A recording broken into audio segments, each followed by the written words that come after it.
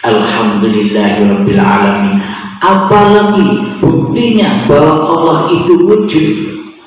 Bila Allah tidak wujud, maka saya takkan bisa melihat Anda semua.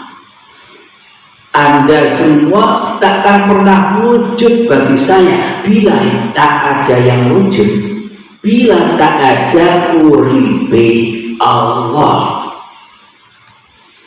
Coba Anda menyelami ke dasar hati Anda. Bila memang hidup ini hidupnya Anda, bukan hidupnya Allah, apakah Anda bisa menyaksikan wajah hidup Anda, rupa hidup Anda, bentuk hidup Anda seperti apa? Kan laisa kamitslihi syai'un, tidak seperti apa-apa, tidak bisa dibayangkan, tapi wujud. Buktinya apa? Terwujudlah alam semesta ini dan terwujudlah diri kita. Itulah tanda bukti Allah itu wujud. Kewujudan Allah bisa kita terangkan lewat kajian singkat syariat, toreko, hakikat, dan makrifat. Mari kita kaji itu secara simpel dan dari babakan hati, bukan babakan zahir. Kalau kita belajar babakan zahir, apa itu syariat, apa itu toreko, apa itu hakikat dan makrifat, ya puluhan tahun tidak selesai-selesai. Di syariat saja 30 tahun belum selesai, tidak naik-naik. Nah, syariat itu adalah apapun yang kita lihat, apapun yang kita gerakkan setiap hari, itulah syariat. Ada langit yang di atas sana, ada bumi, ada tumbuh-tumbuhan, ada hayawan, lautan, pegunungan, itu semua syariat wujud bagi kita. Seolah-olah itu semua lebih wujud daripada Allah bagi kita selama ini, ya kan? Karena apa? Karena selama ini yang jadi Tuhan bukan Allah di hati kita, tapi diri kita sendiri yang jadi Tuhan selama ini. Seolah-olah kitalah yang bisa mewujudkan apa-apa yang kita lihat. Gunung kita wujudkan, langit kita wujudkan, bumi kita wujudkan, manusia kita wujudkan, hayawan kita wujudkan. Kenapa? Karena imam dari itu semua adalah diri kita sendiri. Karena tanpa diri kita, mereka takkan pernah wujud. Coba Anda tidur di pinggirnya kebun binatang, Anda tertidur lelap. Banyak hayawan lalu lalang di pinggir Anda tidak tahu, karena mereka tidak wujud bagi Anda. Anda tidur soalnya. Nah, itulah buktinya bahwa yang kelihatan di luar kita itu wujud karena apa? Wujud syariat itu terwujud karena adanya toreko. Apa toreko itu? Ini babakan di sisi Allah, bukan babakan di sisi manusia. Kalau babakan di sisi manusia, syariat itu ya sholat, puasa, zakat, ibadah-ibadah, fakih, itu syariat, panjang. Jadi kita bahas yang di sisi Allah, yang nyata di hati kita. Jadi apa syariat yang bisa kita saksikan seluruh alam semesta? Inilah syariat. Seolah-olah syariat itu wujud, tapi hakikatnya ada. Apa buktinya? Syariat apapun yang kita lihat itu sebenarnya tidak wujud. Bila tak ada torekohnya, ya tidak wujud syariat itu. Untuk alat mewujudkan syariat harus ada torekohnya. Apa torekoh itu? Penglihatan dari mata kita menuju alam semesta, itulah torekonya. penglihatan mata, pendengaran telinga, itu torekonya. Jalan untuk mewujudkan segala sesuatu. Bila tak ada torekonya, bila kita buta atau kita tertidur, semuanya goib. Itulah tanda bukti yang sangat nyata bahwa hakikatnya syariat itu goib, tak ada tanpa toreko. Alhamdulillahirabbil alamin. Toreko pun juga sebenarnya goib, tak ada tanpa apa? Tanpa hakikat toreko tidak ada. Apakah hakikat itu? Hakikat itu adalah diri manusia kita. Badan ini loh hakikatnya. Badan yang ada matanya, yang ada telinganya, yang ada hatinya, yang ada rasanya, itulah hakikat. Jadi tanpa diri manusia kita semuanya tak akan pernah wujud. Bila Anda tak terlahir ke dunia ini, apa Anda bisa menyaksikan semua ini? Itulah buktinya bahwa syariat toreko itu sebenarnya ada, ora ono, ora wujud. Hakikat pun sebenarnya juga ada. Hakikat pun sebenarnya juga tak ada tanpa ma'rifat. Jadi badan kita ini, mata kita, telinga kita, pendengaran kita, rasa-rasa yang ada di hati kita sebenarnya tidak ada tanpa Allah. Jadi pusatnya semua ini ya uribe Allah yang menghidupi alam semesta ini. Inilah buktinya bahwa syariat toreko hakikat itu tak pernah wujud tanpa ma'rifat.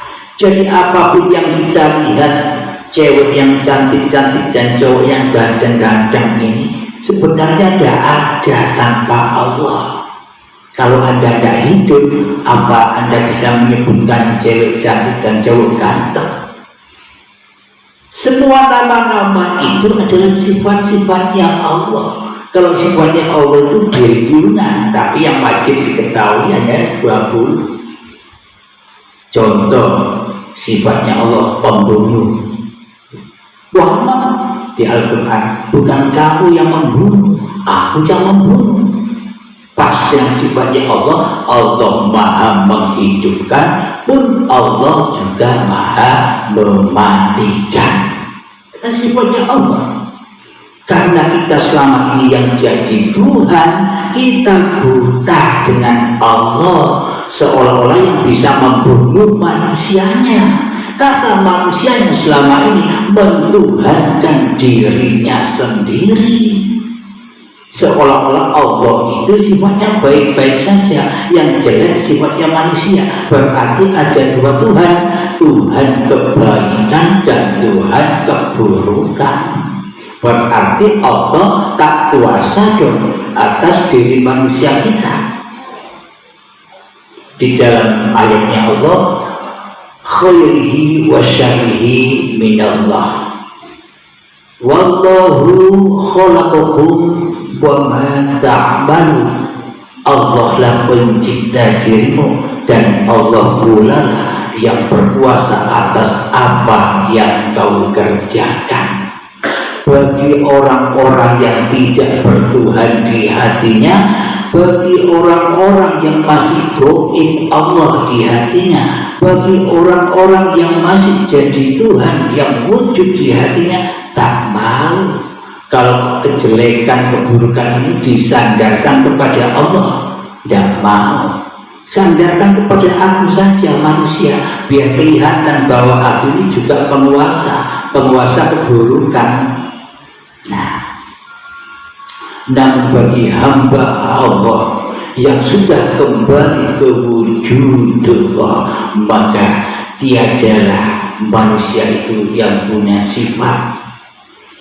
Karena di dalam surat Al-Insan ayat pertama, sesungguhnya manusia itu berawal dari hal yang tak dapat disebut-sebut, tidak ada sesebutannya manusia.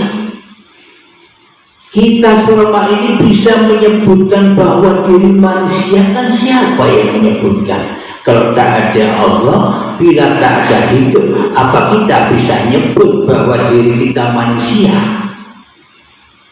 Nah, bila di dalam hati kita belum bertuhan, maka selamanya kita buta akan Allah. Lalu bagaimana nasib-nasib ibadah dan sholat kita selama ini? Ya hancur, ya panah. Bukan dikatakan sholat itu, bukan dikatakan ibadah itu, tapi maksiat. Wong rojiunnya bukan kepada lillah, tapi rojiun hatinya kepada linas. Ini sholatku, ini ibadahku, ini badanku, ini kayaku, semua diakui oleh Tuhan. Hawa nafsu. Bagaimana mungkin amal kita sampai kepada Allah, wong kita tidak mentuhankan Allah? Bagaimana caranya agar ibadah kita, sholat kita langsung diterima oleh Allah? Ya tuhankanlah Allah di hatimu. Dengan cara apa? Dengan cara mengenal sifat-sifatnya Allah dulu, bertahan agar hati kita tidak tersesat. Di dunia tersesat, akhiratnya pun tambah sesat. Maka Nabi hadhihi a'ma wa bil akhirati a'ma. Di dunia saja buta mata hatinya, bagaimana ia sampai kepada Tuhannya? Amal-amalnya wong buta. Jadi sebelum rukun Islam kita aplikasikan, ya iman dulu. Tanpa iman tidak bisa mengaplikasikan rukun Islam yang 5 itu, syahadat, sholat, zakat, puasa yang sebentar lagi datang, puasa Ramadan dan haji, tidak bisa teraplikasi prakteknya langsung di hati, tidak bisa tanpa iman. Iman dulu baru Islam. Tapi di dalam mayoritas manusia belajar sekarang, Islam dulu baru iman. Kebalik, ya sesat terus. Yang diimani di dalam hatinya bukan Allah, tapi hawa nafsunya. Bagaimana mungkin bisa iman kepada Allah? Bagaimana mungkin hatinya bisa selamat menuju Allah? Berhubung kita manusia ini sukanya membayang-bayangkan menuju Allah itu bagaimana sih? Apa melewati siratal mustaqim? Betul. Jadi siratal mustaqim jangan Anda bayang-bayangkan suatu tempat. Siratal mustaqim itu apa sih? Artinya jalan yang lurus, bukan jalan tol yang lurus itu. Jangan bayang-bayangkan itu. Maksudnya jalannya apa? Jalannya hati kita ini loh, lurus kepada Allah yang menciptakan, yang menghidupi, yang menguasai diri kita itu. Maksudnya apa lurus itu? Ketika kita sedang sholat, bukan aku yang bisa sholat, Allah lah yang menggerakkanku, Allah lah yang mengafalkanku. Itu jalan yang lurus. Ketika Anda mengemudi mobil, di dalam hati Anda bukan Anda yang berkuasa atas mengemudi ini. Kalau tidak ada hidup, apa Anda bisa mengemudi? Jadi yang mengemudi sesungguhnya siapa? Jadi yang bisa apa-apa dan yang bisa berapa-apa itu siapa sesungguhnya? Tanpa Allah kan tidak ada apa-apa dan siapa-siapa itu. Tapi selama ini kita memvonis Allah yang tidak bisa apa-apa. Di dalam hati kita tidak mungkin Allah bisa duduk. Wong Allah tidak ada, goib. Nah, inilah hati kita yang selama ini buta akan Allah, yang selama ini sesat jalannya kepada Allah. Maka dari itu marilah berhijrah. Hijrah, belajar terus, ngaji terus, pantang mundur sampai akhir hayat, ngaji terus. Inilah yang dinamakan jihad fisabilillah. Jadi pada intinya ngaji seperti ini, bahwa Anda sudah siap mati syahid. Siap Anda mati syahid, matikan dirimu dalam menyaksikan Tuhanmu yang maha hidup. Itu loh mati syahid. Jadi ketika diri manusia sudah tak merasa hidup lagi, bahwa hidup ini Allah, berarti manusianya telah mati di dalam menyaksikan Tuhannya. Berarti yang menyaksikan siapa? Manusia yang tidak bisa menyaksikan. Wong mati kok bisa menyaksikan? Yang bisa menyaksikan yang penciptanya. Sejak dari tanah sampai jadi saat ini, semuanya ya Allah semua yang menyaksikannya. Karena Allah yang berkuasa atas pagelarannya. Mana mungkin wayang-wayang itu bisa menyaksikan dirinya sendiri, apalagi pada sang dalang. Yang menyaksikan semua ya sang dalang yang memainkannya. Itu maknanya menyaksikan, bukan manusianya yang bisa menyaksikan. Jadi kalau sudah siap mati syahid, ya di dalam baiat itulah mati syahid. Alhamdulillahirabbil alamin. Jadi kebalikan dari sifatnya Allah yang wujud adalah ada. Wajib bagi selain Allah itu tidak ada. Bila di dalam hati kita mengaku-ngaku bahwa diri kita wujud ada, berarti Anda tidak terasa selama ini sudah menduduki singgah sananya Allah. Berarti selama ini apa bedanya kita dengan Fir'aun? Ya kan? Ngaku-ngaku jadi Tuhan. Sama. Tapi selama ini kita tidak terasa bahwa kita ngaku-ngaku jadi Tuhan tanpa kita sadari, karena buta mata hati kita selama ini. Ya kan?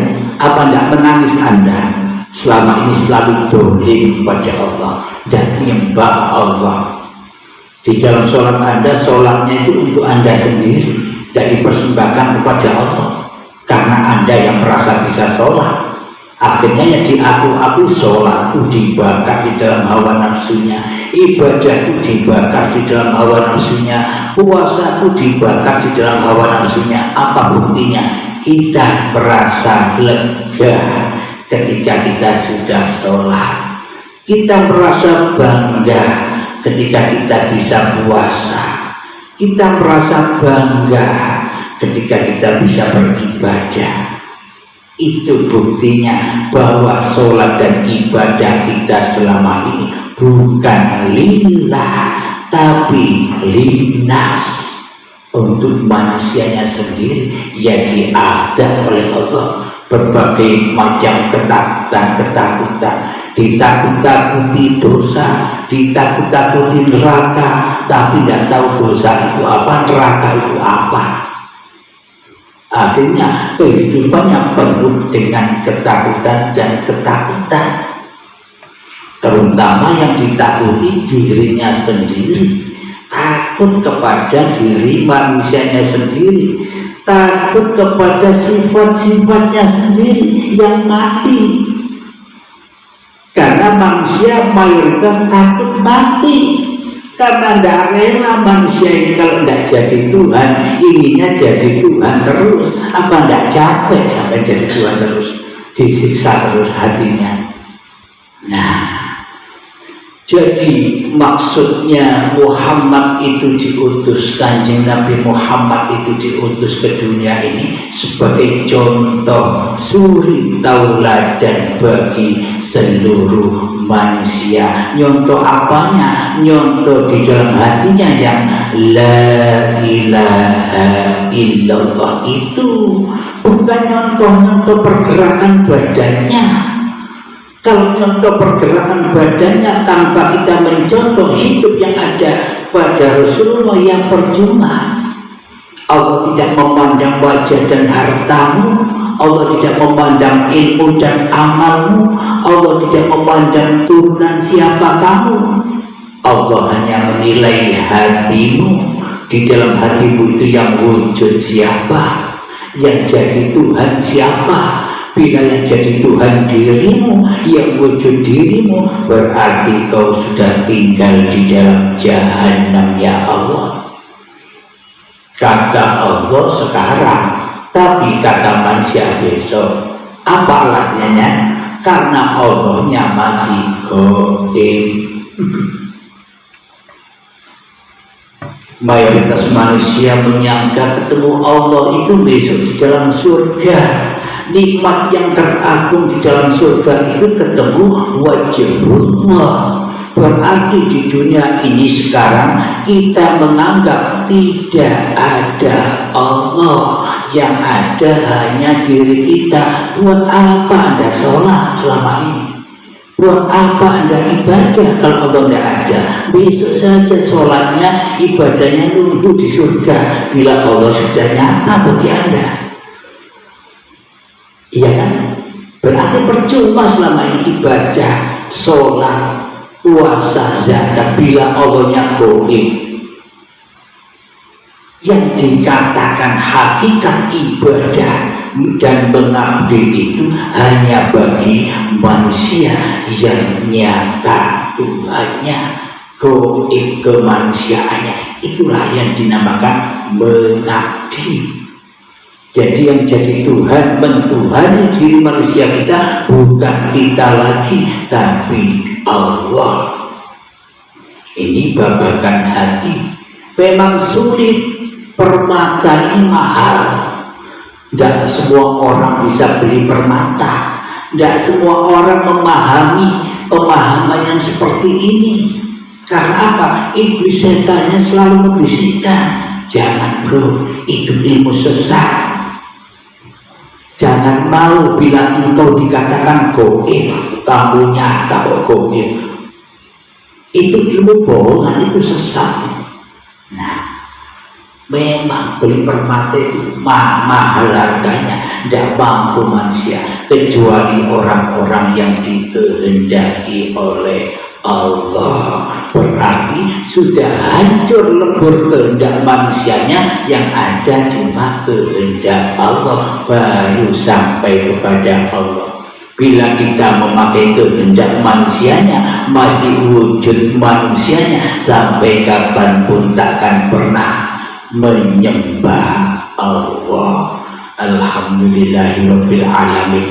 Jadi hakikat sifat diri manusia itu ada, tidak ada. Makanya dari itu Adam dulu tinggal di surga. Ketika bermaksiat kepada Allah, jangan kau dekati pohon kayu itu, kayu huldi itu, agar kau tetap di dalam surga. Tapi setan menggodanya. Wahai Adam, bila kau tak makan pohon ini, maka hidupmu tidak akan kekal. Buah huldi itu kan kayu hidup yang kekal, huldi, buah yang kekal. Akhirnya dimakan oleh Adam. Maknanya apa makan buah huldi? Ngaku-ngaku bahwa hidup ini hidupku, badan ini badanku. Itulah cikal bakal dosa besarnya dosa. Apapun yang dilakukan yang penuh di dalam lembah dosa, karena salibnya masih besar di dalamnya, salib hawa nafsunya. Ini bisa mengalahkan salib yang di luar itu. Ini salib yang di dalam tidak kelihatan, pasti manusianya ya tersesat terus, pasti pulangnya ke salib hawa nafsu, yang mana diceritakan nanti ketika Nabi Isa datang, salib-salib itu akan dipatah-patahkan. Yang ketika belajar ilmu hakikat makrifat inilah kemunculan Isa dan Al-Mahdi, yakni akan mematah-matahkan salib yang terbesar yang ada di dalam hatimu, yakni hawa nafsu. Dengan apa? Dengan iman yang sebenar-benarnya iman. Bukan iman kata-kata doang, bukan iman ikut-ikutan saja, yakni iman yang sudah teraplikasi nyata di hati kita. Alhamdulillahirabbil alamin. Kira-kira Anda rela bila Anda menyebut diri Anda tak ada di dalam hati Anda? Pasti tidak rela.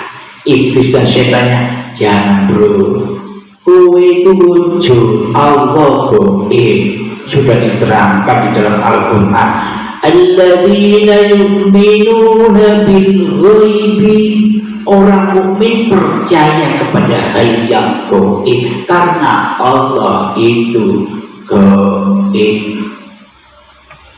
Bagi golongan orang-orang yang masih menjadi Tuhan dirinya daripada Allah, namun bagi orang-orang yang sudah nyata wujud Allahnya, manusianya yang gaib, tak ada dua Tuhan yang ada di hati ini. Kalau bukan manusianya yang wujud, ya Allahnya yang wujud. Kalau bukan manusianya yang gaib, ya Allahnya yang gaib. Jadi hanya satu, tergantung di dalam hati kita. Kita nyembah siapa selama ini?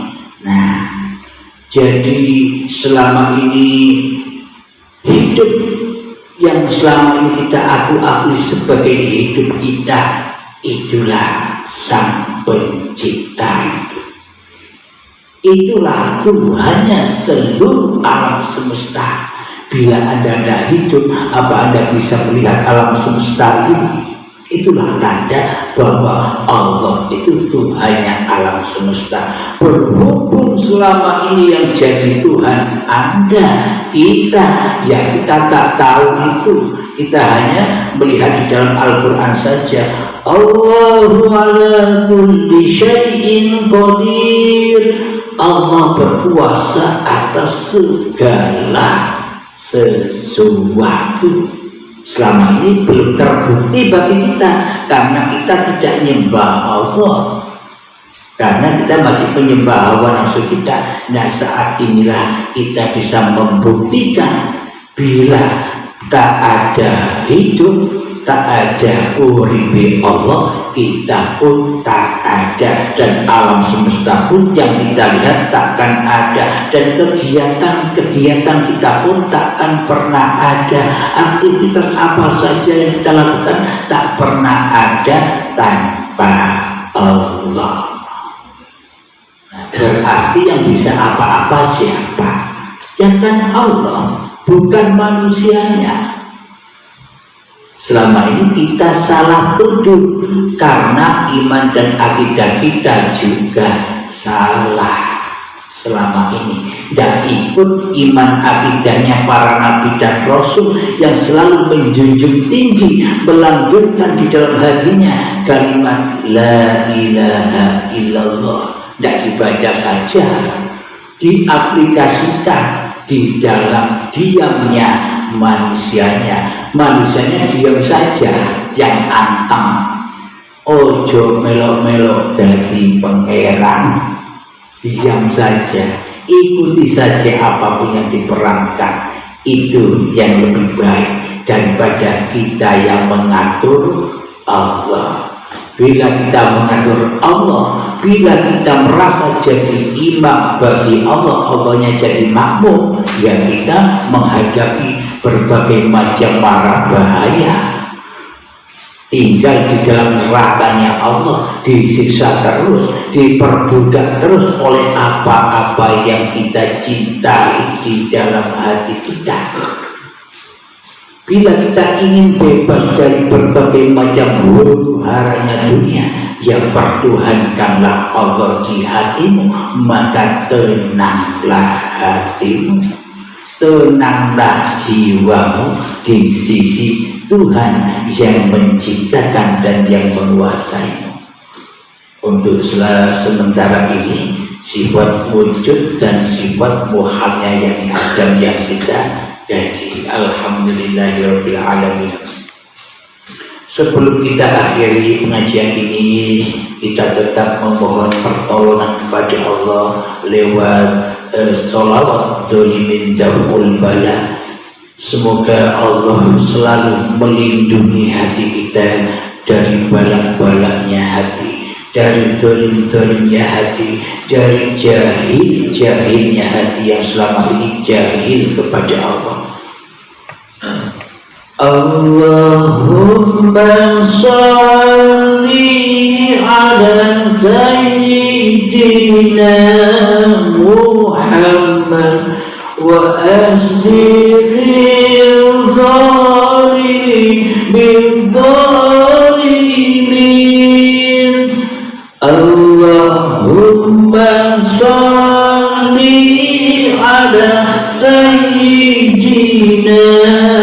Muhammad wa asdilil zalimin bil zalimin wa akhrijna min bainihim salimin wa ala alihi wa sahbihi ajma'in. Alhamdulillahirabbil alamin. Allahumma sholli ala sayyidina Muhammadin wa ala ali sayyidina Muhammad. Allahumma ya qadiyal hajat, Allahumma ya mujibad da'wat, Allahumma ya rafi'ad darajat, Allahumma ya muhillal muskilat, Allahumma ya syafiyal amrat, Allahumma ya kafiyal muhimmat, Allahumma ya dafi'al baliyat, Allahumma akhtim lana bil iman, Allahumma akhtim lana bil islam. Rabbana atina fid dunya hasanah wa fil akhirati hasanah wa qina adzabannar. Wa sallallahu ala sayyidina Muhammad wa ala alihi wa sahbihi wa sallam. Walhamdulillahi rabbil alamin. Akhir kalam. Assalamualaikum warahmatullahi wabarakatuh.